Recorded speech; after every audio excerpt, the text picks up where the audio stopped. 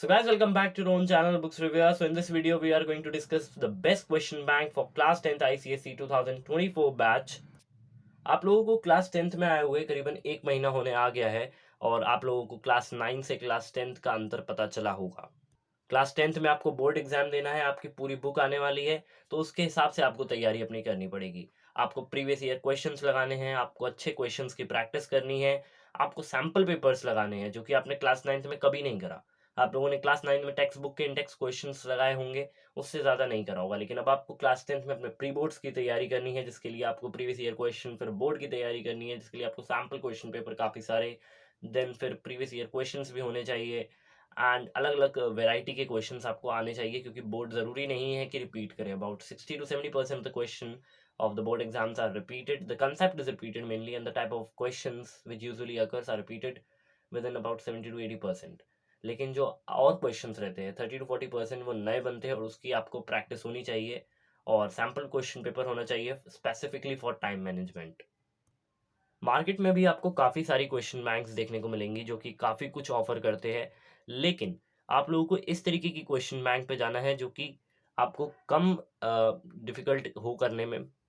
ऐसा ना हो कि एक ही तरीके के आपको 20-25 क्वेश्चन दिए हुए तो आप पूरे दिन एक ही तरीके के क्वेश्चंस को करने में लग जाओ। उसमें आपका टाइम खराब होगा और आप सीखोगे बहुत कम। मेरे पास काफ़ी सारी क्वेश्चन बैंक्स आई थी और मैंने देखा कि ओसवाल बुक्स की जो क्वेश्चन बैंक्स है इसके अंदर वैरायटी ऑफ क्वेश्चंस दिए हुए हैं, ना कि क्वांटिटी ऑफ क्वेश्चंस है। वैरायटी काफ़ी ज़्यादा है क्वेश्चंस की, प्रीवियस ईयर क्वेश्चंस काफ़ी सारे दिए हुए हैं और एक तरीके का शायद 2 या 3 क्वेश्चन हो, उससे ज़्यादा क्वेश्चन नहीं है इसमें और अलग-अलग तरीके के क्वेश्चंस हैं जो कि इसकी खासियत मुझे लगी सबसे ज़्यादा। इसके अंदर आपको जो 2023 का अभी बोर्ड एग्ज़ाम हुआ है, जो अभी 2-3 महीने पहले हुआ है, 2 महीने पहले, उसका आपको इसमें पूरा देखने को मिलता है। रिवीजन नोट्स देखने को मिलते हैं, प्रैक्टिस के लिए काफ़ी सारे क्वेश्चंस हैं और कंसेप्ट क्लैरिटी वीडियोज़ है एंड प्रीवियस ईयर क्वेश्चंस तो है ही, साथ में एमसीक्यूज़ भी दिए हुए हैं। आपका 2024 का स्पेसिमेन क्वेश्चन पेपर शायद अभी रिलीज़ हो गया हो या फिर होने वाला हो, तो उसमें आपको एमसीक्यूज़ तो डेफ़िनेटली देखने को मिलने ही वाले हैं, क्योंकि 2023 और 2022 इन सब के बैचेस में आपको एमसीक्यूज़ देखने को मिले थे, तो 2024 में भी डेफिनेटली एमसीक्यूज़ रहेंगे। सो आपको एमसीक्यूज़ की भी काफ़ी अच्छी प्रैक्टिस होनी चाहिए। सबसे पहले हम लोग इनकी फ़िज़िक्स की बुक को देखते हैं कि फ़िज़िक्स की बुक में इन्होंने क्या कुछ दिया है हमें। कंटेंट्स में सबसे पहले तो आपको लेटेस्ट सिलेबस दिया हुआ है, then topics found difficult, suggestions for student, then solve paper 2023, then specimen question paper 2023 का दिया हुआ है। ये 2024 का नहीं है, तो आप लोग अपना मत मान लेना ये। देन आईसीएसई का solve board exam question paper semester 2 का दिया हुआ है जो कि सब्जेक्टिव बेस्ड था। चैप्टर 1 इसमें आपको फोर्स दिया है, फिर then light, then sound, electricity and magnetism, heat and modern physics. आप लोगों को क्लास 9th में इतने चैप्टर्स नहीं होंगे और ना ही आपके एग्जाम में पूरी बुक आती होगी, लेकिन अब आपको क्लास 10th में पूरी बुक करनी है तो काफ़ी ज़्यादा आपको प्रैक्टिस की ज़रूरत पड़ेगी और रिवीजन तो आपको कंटिन्यूसली करना ही पड़ेगा। मैं इस बुक के पहला चैप्टर जो कि चैप्टर 1 है, force, work, power and energy, इस पे आ गया हूँ। फोर्स चैप्टर में सबसे पहले तो इसमें इन्होंने टॉपिक वाइज में चीज़ें डिवाइड करी हुई हैं। सबसे पहला टॉपिक जो है वो टर्निंग फोर्सेस, इक्विलिब्रियम एंड यही सब दिया है इसमें, मूवमेंट ऑफ फोर्स, टॉर्क वगैरह, प्रिंसिपल ऑफ मूवमेंट जो भी होता है, वो सब चीज़ें इन्होंने इसमें दी हुई हैं। आपको जो anti clockwise movement, anti clockwise torque और क्लॉकवाइज टॉर्क होता है उसको इक्वल करना होता है, वो सब चीज़ें इसमें दी हुई हैं। Then forces in equilibrium, dynamic और स्टैटिक इक्विलिब्रियम के बारे में इन्होंने काफ़ी सारी चीज़ें दी हुई हैं, न्यूट्रल इक्विलिब्रियम के बारे में भी दिया है। देन फिर की एग्जांपल्स है, देन 1 मार्क क्वेश्चन सबसे पहले देखने को मिलते हैं। ये आपके 1 मार्क क्वेश्चंस रहेंगे जो कि स्पेसिफिकली आपसे एमसीक्यूज़ में पूछे जा सकते हैं और आपको जो 1 मार्क क्वेश्चन रहता है जो कि सब पार्ट्स होते हैं, जो आपके मेन क्वेश्चंस होता है, ये उसमें पूछे जाते हैं। इसके आपको इसमें एक्सप्लेनेशन के साथ आंसर्स दिए हुए हैं। ऐसा नहीं हो कि आप आंसर तो पढ़ लो लेकिन आपको समझ में ना आए कि ऐसा आंसर क्यों है। एंड इसमें एरर्स भी मैंने देखे हैं काफ़ी कम है, अबाउट 1% मुझे एरर्स देखने को मिले होंगे, ज़्यादा एरर्स इसमें है नहीं।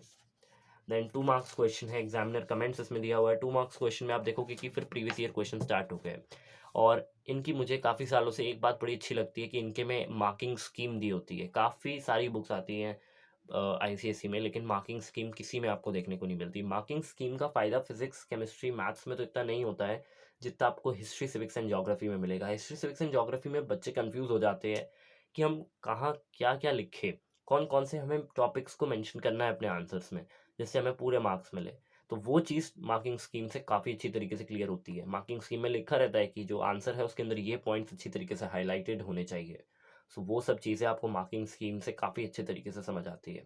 और मार्किंग स्कीम बोर्ड की आपको वेबसाइट पे भी मिलेगी, लेकिन वो काफ़ी सारे पब्लिकेशंस इंक्लूड नहीं करते हैं।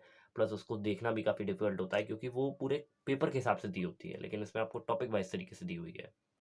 आंसरिंग टिप इसमें दी हुई है, इंपॉर्टेंट कीवर्ड्स वगैरह जो होते हैं, प्रीवियस ईयर क्वेश्चन इसमें काफ़ी सारे दिए हैं। दैन इसके बाद 3 मार्क्स क्वेश्चन है। 3 मार्क्स क्वेश्चन में भी आपको प्रीवियस ईयर क्वेश्चन देखने को मिलते हैं। देन 4 मार्क्स क्वेश्चन, और इस साल इन्होंने इसमें एक नई चीज़ ऐड करी है। जैसे क्वेश्चन नंबर 10 है, force is applied on a non rigid body and a rigid body, how does the effect of the force differ in the above two cases. इसमें आप ये साइन देख पा रहे हो, ये प्रैक्टिस क्वेश्चन का साइन है।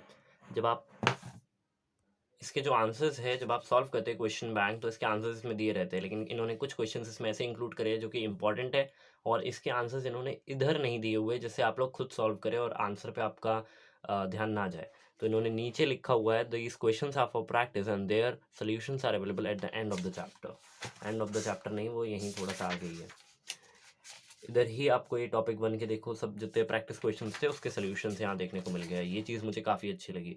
जब मैं भी सॉल्व करता था क्लास 10 में कोई भी क्वेश्चन बैंक, तो उसमें तुरंत की तुरंत आंसर नीचे दे देते थे, तो आंसर तुरंत पता लग जाता था। तो आंसर अगर गलत भी आना होता था, तब भी वही जानबूझ के आता ही था। तो अच्छा करा इन्होंने कि इन्होंने आखिरी में इस तरीके से आंसर्स दे दिए हैं कुछ क्वेश्चंस के, जो कि काफ़ी इंपॉर्टेंट है। इन्होंने रिवीजन नोट्स के एंड में माइनमोनिक्स और की इक्वेशंस नाम की ये 2 चीज़ें दी हुई हैं। माइनमोनिक्स और कुछ नहीं, कुछ टर्म्स होते हैं जो कि आपको याद रखने होते हैं, जैसे रिएक्टिविटी टेबल होगी एंड पीरियोडिक टेबल हो गई। इन सब के माइनमोनिक्स इसमें दिए हुए भी, आप और आगे पढ़ोगे केमिस्ट्री वगैरह में माइनमोनिक्स का काफ़ी रोल आता है, फिजिक्स में इतना नहीं आता। माइनमोनिक्स इन्होंने इसमें दिए हुए। देन की इक्वेशंस का बहुत ज़्यादा रोल आता है, क्योंकि क्लास 9th में आपने थोड़ी बहुत इक्वेशंस पढ़ी होंगी, और पढ़ी भी होंगी तो वो इक्वेशंस ऑफ मोशन पढ़ी होंगी, कोई इतनी डिफिकल्ट इक्वेशंस नहीं पढ़ी होंगी। आपने प्रेशर इन फ्लूइड्स की पढ़ ली होगी, आप थ्रस्ट वगैरह की पढ़ ली होगी, लेकिन अब आपको क्लास 10th में हर चैप्टर में काफ़ी सारी इक्वेशंस पढ़नी है। सो वो चीज़ें इसमें आपको दी हुई हैं। आपको यूनिट्स काफ़ी बार पूछता है कि 1 जूल में कितने अर्क्स है, 1 वॉट आर तो बहुत पूछता है, किलो वॉट आर, 1 कैलोरी इतना नहीं पूछता, किलो वॉट आर और वॉट आर पूछता है। तो वो चीज़ें भी इसमें आपको दी हुई हैं।